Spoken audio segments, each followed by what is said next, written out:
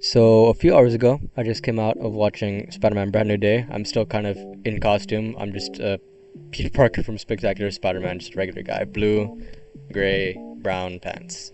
I don't know why I said that, but it was an amazing movie. Uh, I guess when No Way Home came out, I wasn't too young. I was like 15, 14, somewhere around there. Basically, what I'm trying to say is I didn't really have a passion for this kind of stuff. I mean, I'm not sure if I still do now, if I'm being honest, but I do feel like getting this out there, especially since, I was just writing my review on Instagram and I saw, wow, that's a lot of words. I could probably make this a video essay. And then it came in my head, like, man, I could really make this a video essay. So, yeah, this is what it is. This is what it's come to. For the few of you that are coming from an Instagram story, the reason that the review was like kind of summarizing the movie is because that was the script for this video. So if you read that into its entirety, it's a long script. Then that's basically where I'm just gonna stay here. I'm of course gonna do some editing here and there, add some words here and there that are unscripted. Basically what you see right now is entirely unscripted. If you couldn't tell, I'm pretty sure everyone could tell this is pretty unscripted. It seems kind of like chaotic how it's going, but yeah, that's why it's kind of summarizing in the Instagram review, which I'll probably put at the end of the video when I'm just giving my final words unscripted. So, Spider-Man: Brand New Day. Spoilers ahead. Obviously, if you click the video, you already know what you're getting into. But yeah, going on.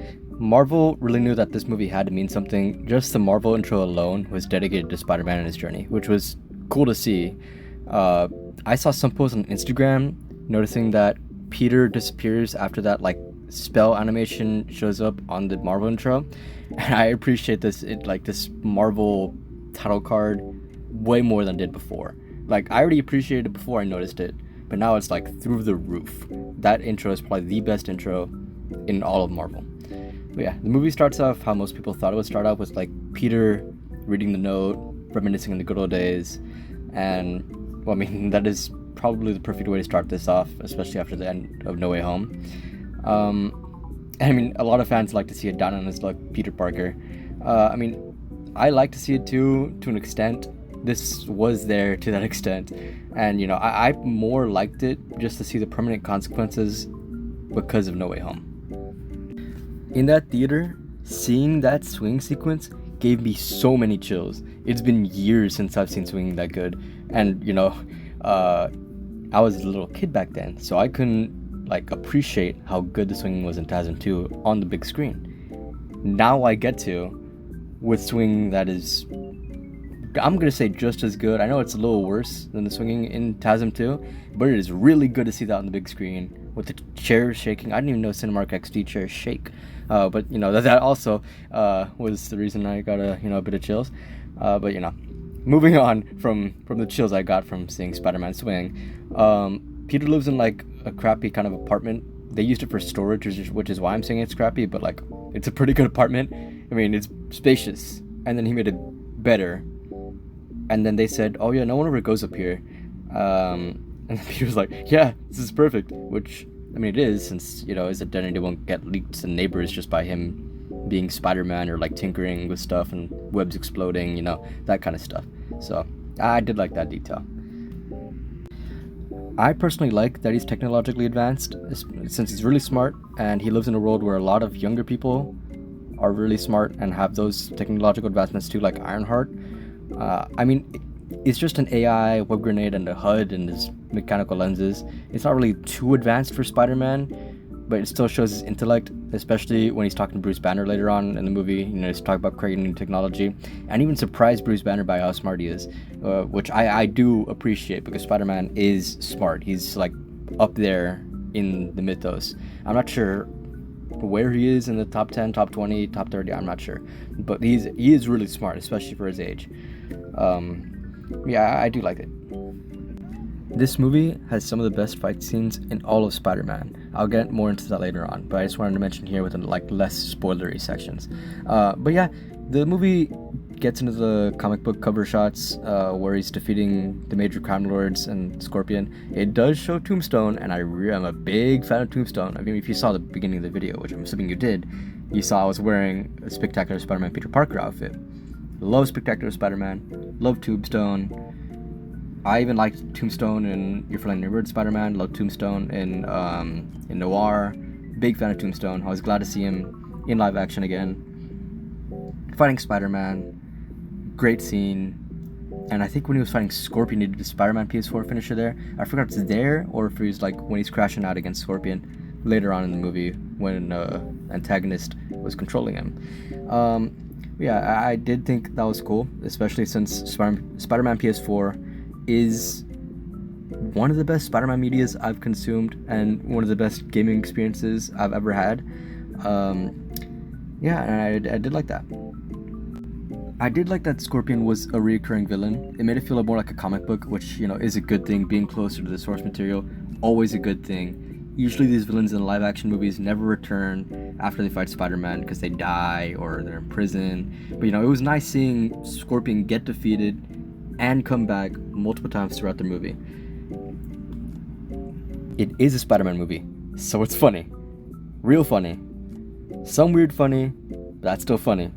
There were some scenes that weren't meant to be funny, but I chuckled, and I was the only one in the theater to chuckle.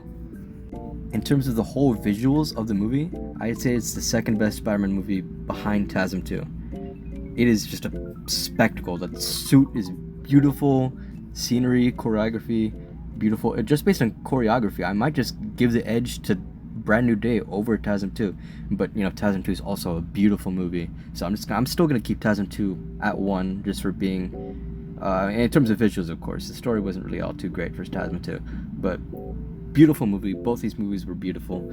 Right now it's in story and in heart, it holds first or second place. I don't want to give it permanent first or second place right now because I'm still probably in recency bias, but that's what I'd say right now. I think that No Way Home's and Homecoming's music were better, but I would have to rewatch Brand New Day to give an actual opinion on it because I only watched the movie once.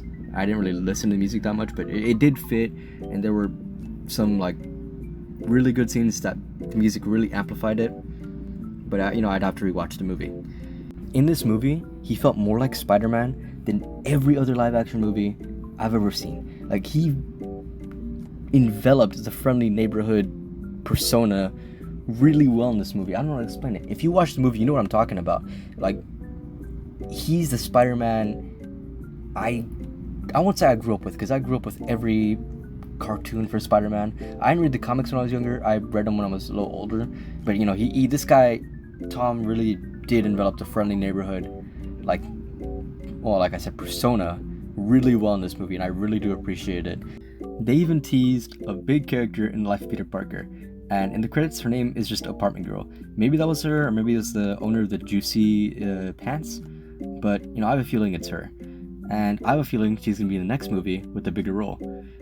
She was like, hey, we live on the same floor, and Peter just kind of ignored her. You know, she was blonde, living on the same floor as Peter Parker. I have a feeling that she's probably Gwen Stacy. I know a lot of people say that about every blonde girl that appears in every Spider-Man movie, but they live on the same floor. He's not in college anymore. There's a pretty good excuse for them to eventually get in a relationship. Oh, and the way they showed passage of time in this movie since No Way Home was pretty creative and also really sad. He bought flowers and put them on Aunt May's grave, which technically that means we saw some of college Spider-Man, but you know, for the most part we were fully in the life of adult Spider-Man. But you know, that montage, that was college Spider-Man. I mean, not now we're just an adult Spider-Man. Jean DeWolf being a part of this movie was so exciting for me to see, since she is a kind of major part of the Spider-Man mythos. I was so glad to see that they were working together. Seeing that their relationship was changing from the beginning to the end of the movie was a nice way to show Spider-Man's growth and willingness to open his like social circle or circle of trust. I mean, sure, they worked together in the beginning of the movie, but like she said, that you know, they knew nothing about each other. They just worked together. She will be in the future Spider-Man installments for sure, and I can't wait to see more of her. Hopefully We will see more of her, and I'm not sure if they're gonna adapt that comic, but they might. Spider-Man's first encounter with the antagonist set up a major scene around the end of the movie, and it had so much heart and emotion. For some reason, I almost cried twice there, probably because it had something to do with Aunt May. Man, I cried a lot in this movie, huh? Well, I'll just mention that later because I did almost cry in another scene. That scene was one of my favorite scenes in any Spider-Man movie. I mean, that whole prison break sequence in that beginning section of the movie was pretty good in my opinion. The way he stopped the tank was pretty creative, and then who we realized was being mind controlled using his spider sense. Love that stuff. And you know, seeing a hero fail here does make their victories like sweeter. It's not like, you know, the Green Goblin speech, you know, I don't like to see a hero fail because he's a hero. I like to see a hero fail because their victories will be better. As shown in the trailers, his mutation is a big part of the movie. It deals with him not accepting Peter Parker, and so much of that causes him to lose control of his powers. Like, his spider sense goes out of control because he can't sense people that he usually can sense, and it's just giving him a massive headache. And you know, it's all because he's dealing with being Spider-Man alone and making everything about Spider-Man, nothing about Peter Parker. Seeing him lose control against Scorpion was so cool. I loved that scene, especially when he comes back to his senses and he's really worried about the officer he accidentally injured. That is just peak Spider-Man. I love that stuff. He only used Peter Parker when he needed to. Well, I guess also when he wanted to, when he went to the party. But even then, he used names other than Peter. He used like Maynard or something. He wanted to be anyone but Peter Parker. Not only just because he doesn't exist, but because he doesn't want to be Peter Parker. He kind of like implies that throughout the movie. There were hints of the mutation around the beginning when he's like squeezing his wrists because it hurts. But that wasn't exactly steady yet. Once he saw MJ kiss, who I'm going to call Paul because I think that's funny, then it started coming together, and then they said it was because of a traumatic thing causing his spider hormones to act up. I also think that's the first time in a main universe where Peter Parker drinks. I think it's for sure the first time in live action where Peter Parker drinks alcohol. But like in general, that might be one of the first times Peter's ever drank. Maybe there's a comic out there somewhere, but it's not common at all, and it's definitely the first time in live action. I loved his friendship with the Punisher. Obviously, Peter does not approve of the Punisher's methods, but they can both trust each other since they both deal in absolutes.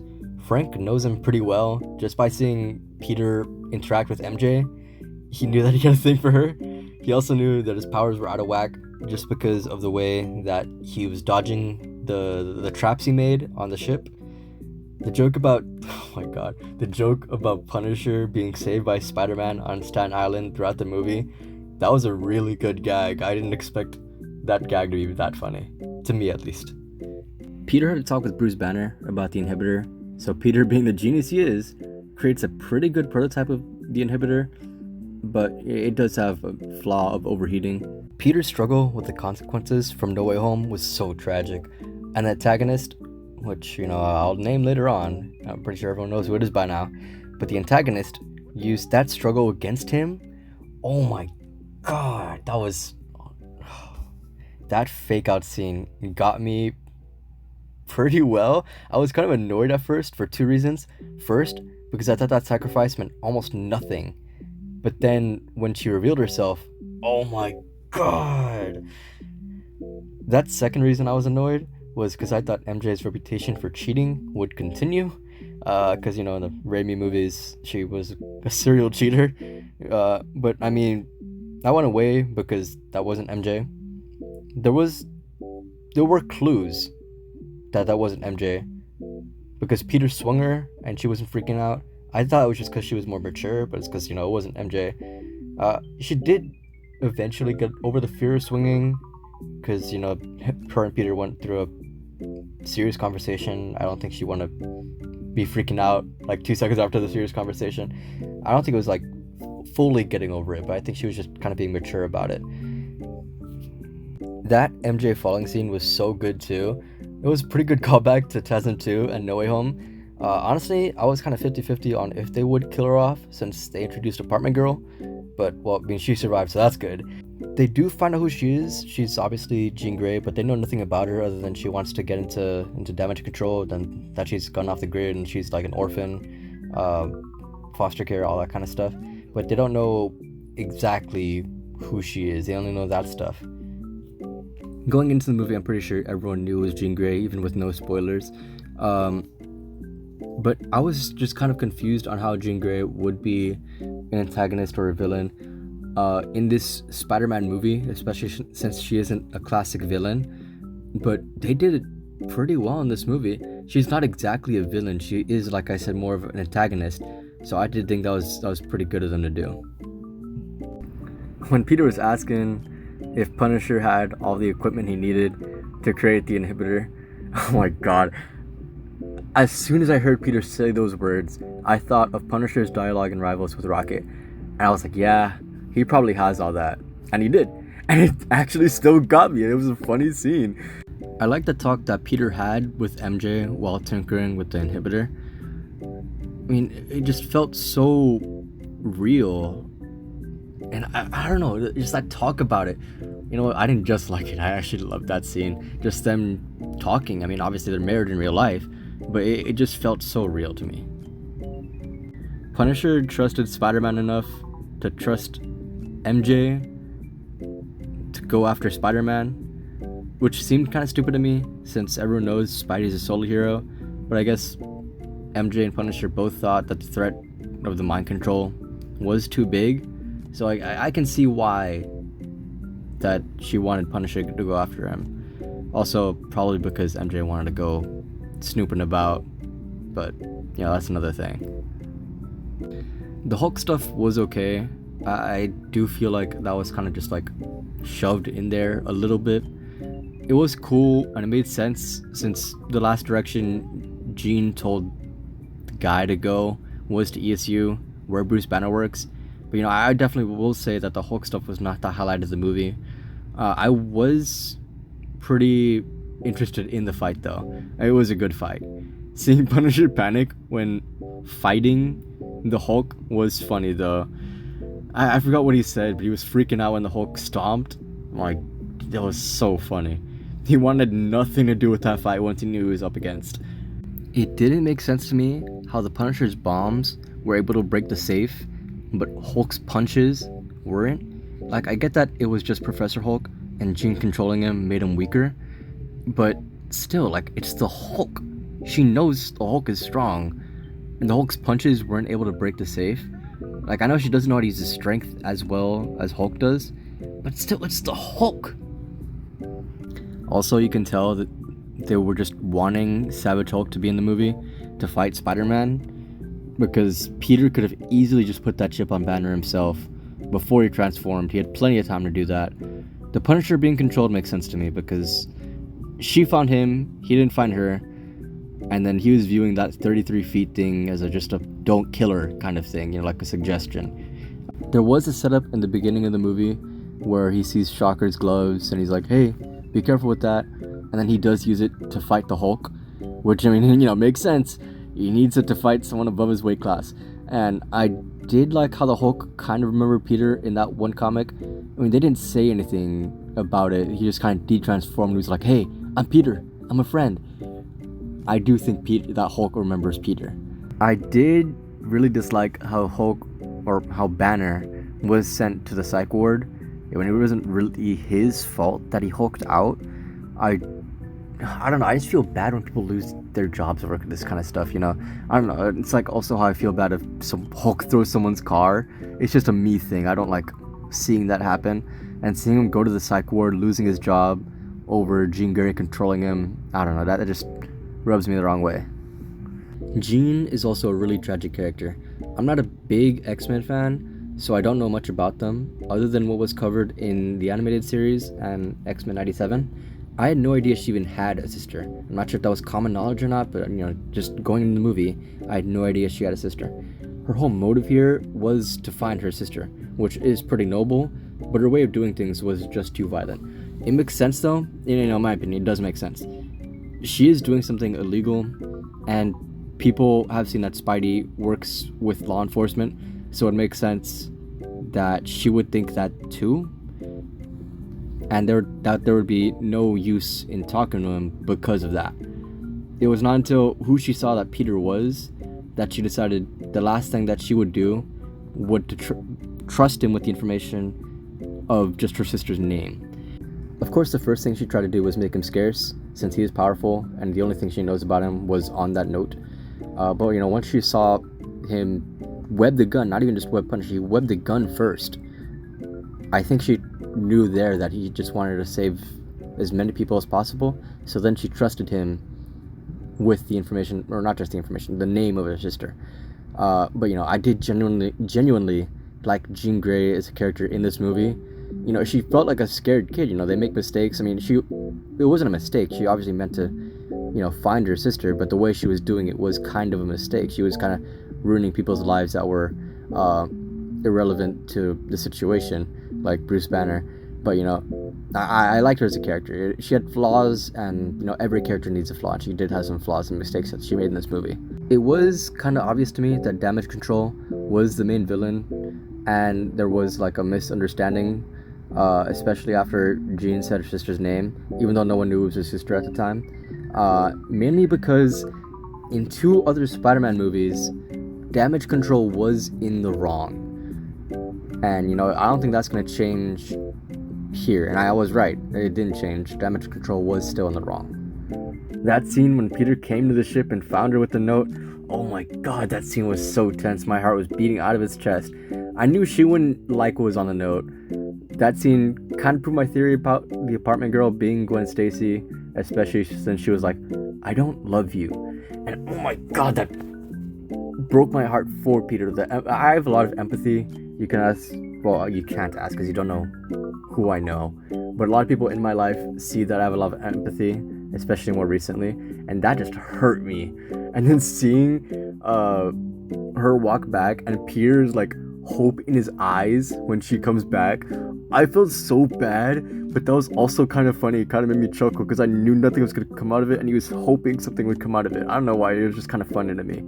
But her offering to see Ned was really nice though, because she obviously knows that he hasn't told Ned that they're best friends. And oh my god, that apartment scene when they were all hanging out, it was so cathartic. I loved that scene. And how she drew them, and she was saying, I can see how you guys are best friends. Oh, I love that scene.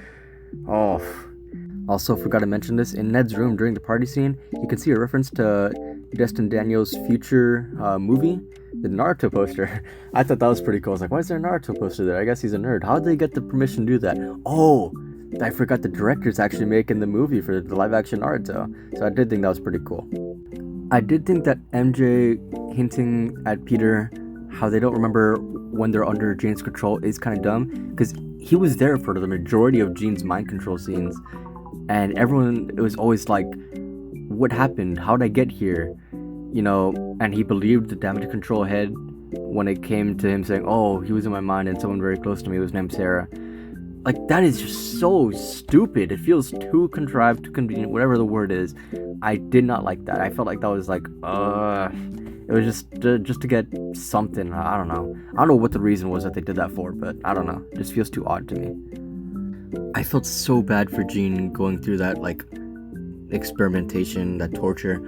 Like, and that flashback scene when she witnessed her sister get captured, that was pretty sad. It wasn't, like, horribly sad, but that was pretty sad, seeing like her only family get taken away from her, but seeing that experimentation scene, oh, I felt so bad for her. Seeing someone get tortured like that, I mean, she got buffed, so I mean, there was something good out of it, but still, I mean, I felt bad for her. After her buff, she did get a little drunk off her power, everything that she was doing. I'm not sure if she was the one who made MJ cry or she was just crying. Oh, right. Forgot to mention her realization that the last thing she saw was a ventilation, like, AC unit. Oh, man. Oh, she really going through it here. Like, she found out that they killed her sister.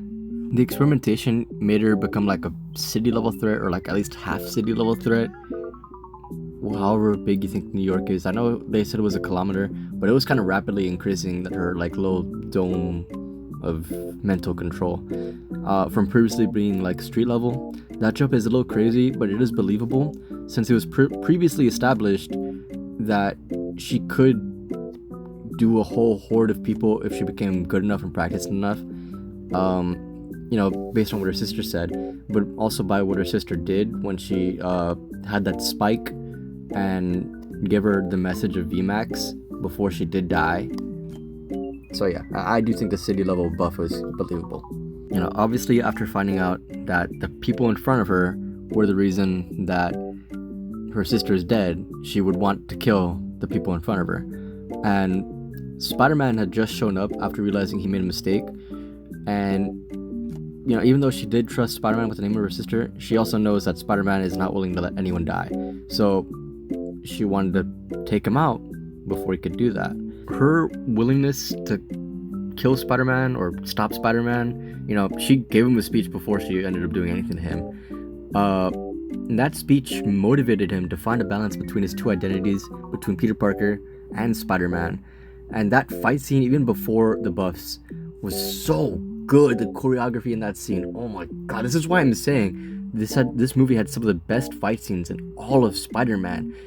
Everything in that fight scene was so good, and I'm pretty sure him embracing Peter Parker with that buff made him the strongest Spider-Man, even above Tobey. I know in Homecoming he had the damage feat, and then in No Way Home it's aged up Tobey Maguire's Spider-Man, which is why he's stronger.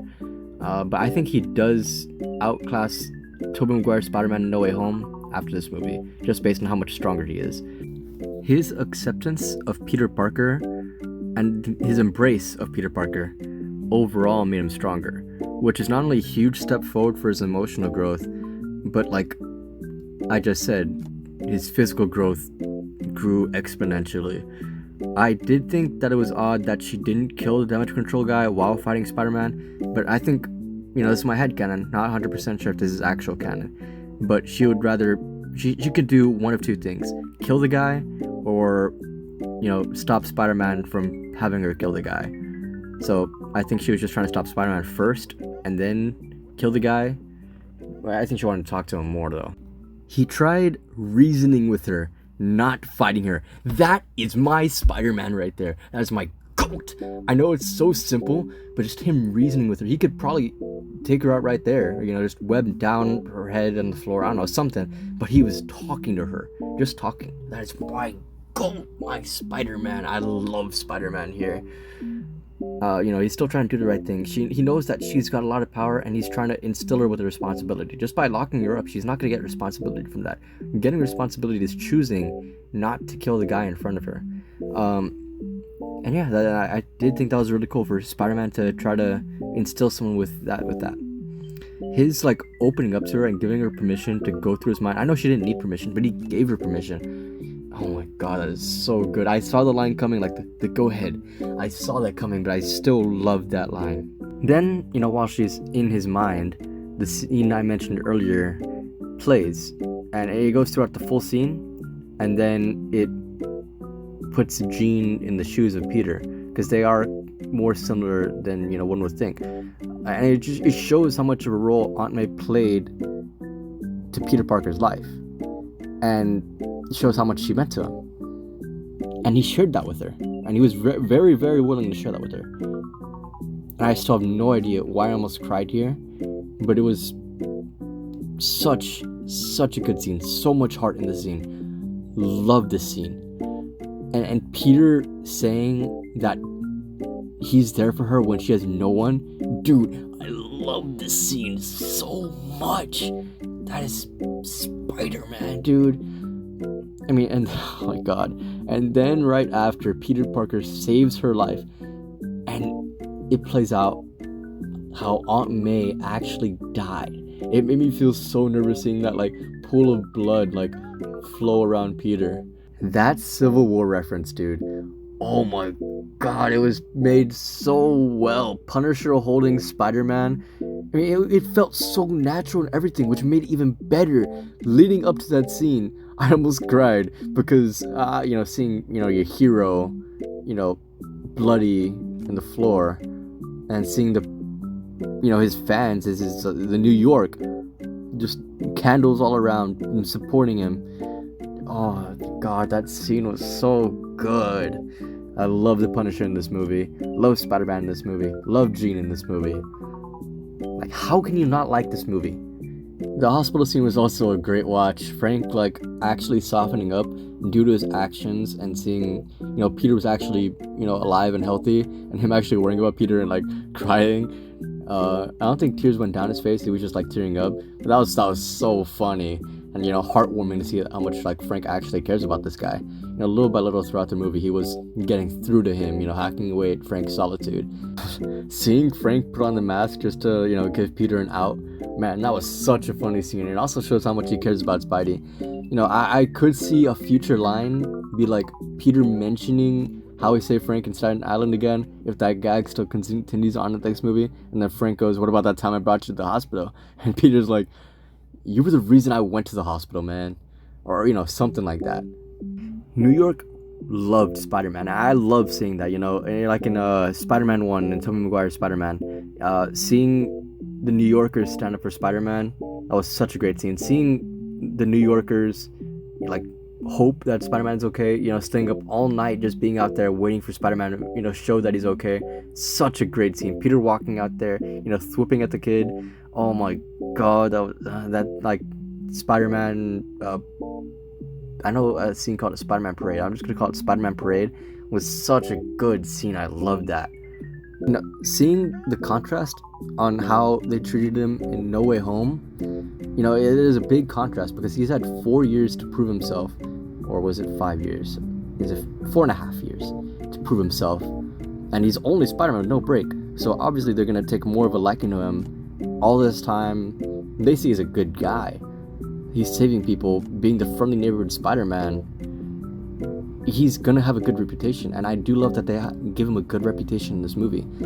I think that Jean is at least 5 years younger than Peter Parker, who is 22 years old. Since they call her a teenager, I don't think it's an exaggeration how Punisher calls Spider-Man kid, since she does act like a teenager, and earlier I said she does seem like a scared kid sometimes. Usually Peter and Scott are the same age, like roughly the same age, and I'm saying Scott here because he's usually with Jean and they're around the same age, I think. But now it's Peter's like Jean's senior. And weirdly enough, I've been seeing people ship Jean and Peter, which I guess I can get because of the heart-to-heart they had, but I do find that kind of weird since I see them more as mentor and student. In my eyes, he's clearly way more mature than her, and the way I see it in my headcanon, too old for her. Even if it is just slightly too old for her, he's still, too old for her. It's not really a big deal that they change the ages of these characters, especially since that they're not really that great of friends in the comics anyway. If anything, it just gives more creative freedom and creative storytelling. I was a little disappointed that she didn't find other mutants or Xavier's cool, but I do understand. You don't want this movie to be like a cameo fest or be known for setting up the X-Men more than being a Spider-Man movie. I 100% understand that. Seeing Peter live his life and not put on the suit when there's danger around was nice to see, because DeWolf said the cops can handle it. He's gonna trust her now because he has a better relationship with her that was shot off screen. And I didn't need to see that scene. I just needed to know that he knew that the kid's names, and that's why he trusts her that the cops can handle it. And him finally being able to be Peter Parker was so, like, not cathartic. It was a little bit cathartic, but that's not what I'm looking for. It was very happy to see.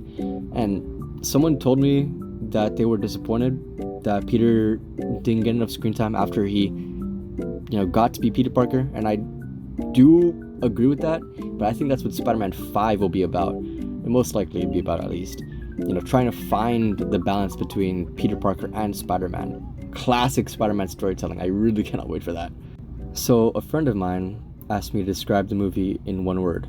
And to be honest, it was kind of tough since there were multiple themes in this movie, but I eventually came to a conclusion saying that one word was redemption.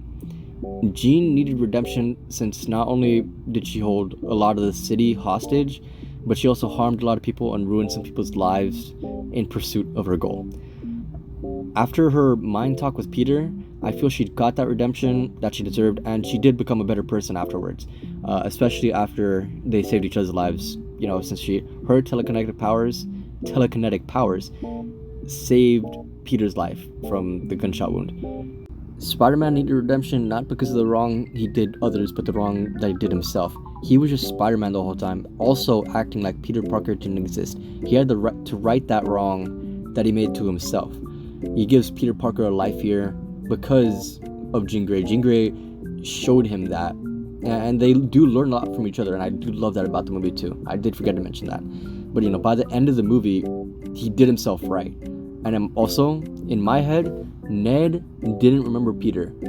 He introduced himself as Peter, did the handshake, and Ned remembered he did that with Spider-Man, and he remembered, oh, MJ said his name was Peter. So he was like, oh, Peter.